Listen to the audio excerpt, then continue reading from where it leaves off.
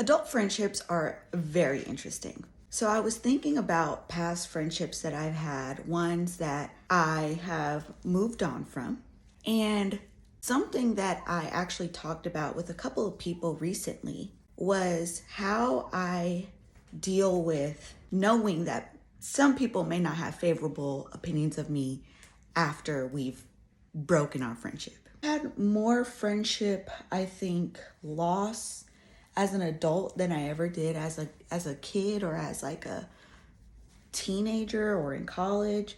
And that's something that like I used to really struggle with because I used to be a people pleaser. And if you're not careful with that, you can kind of get into this mode of always questioning, why does this person not like me? I didn't do anything wrong. They were the ones that were tripping. There was a big miscommunication, but now inevitably we're not friends anymore. And honestly, I feel types of ways about that. Not that I want the friendship back, but what happens if you don't amicably walk away from the friendship? Like, they feel a type of way about you and you feel a type of way about them. We worry about people talking about us, like in reference to the past friendship, or even worrying about that person sharing our business with people, telling incomplete truths to other people that may sway how other people feel about us. This can really mess with our heads. So sometimes it's hard to like not get irritated or get like obsessed with what someone may be saying about you behind your back, especially when you know that like there's different sides of a story. Something that I've started doing that feels very like off par with like the rest of the world, but something that has become a serious practice of mine. Whenever I think about the person or I see them pop up on my timeline, I genuinely pray for them, and not in a vindictive or petty way. I legitimately pray for their well-being, and I legitimately let go and repent for whatever bitterness that may be sitting in my heart. Because after God calls us to love Him with all of our heart, He calls us to love other people as we love ourselves. So how can you do that if you're holding bitterness or you're holding frustration or you're holding anything, pettiness in your heart about somebody? It makes it really hard. It's easy to love people that you like.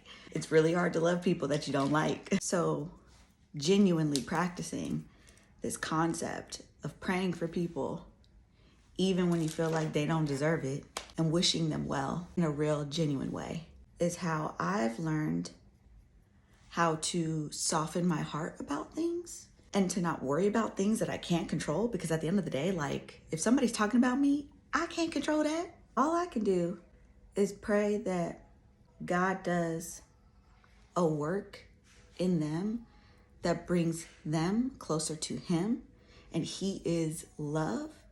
So if anything, I would pray for that person to accept and embrace more love in their heart.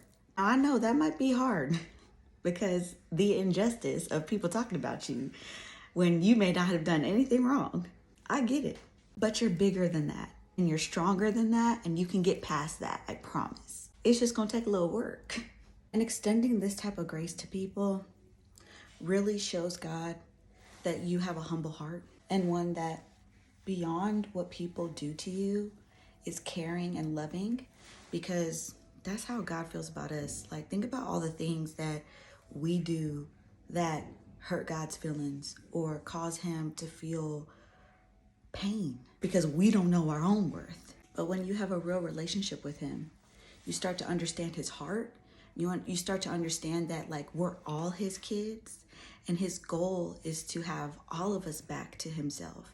And how can we do that if we're pushing certain people away from love and just like canceling them and throwing them away, when that could be an opportunity for us to partner with Him and really pray for them, put out like real power and real healing over them, because maybe there's no one else praying for them.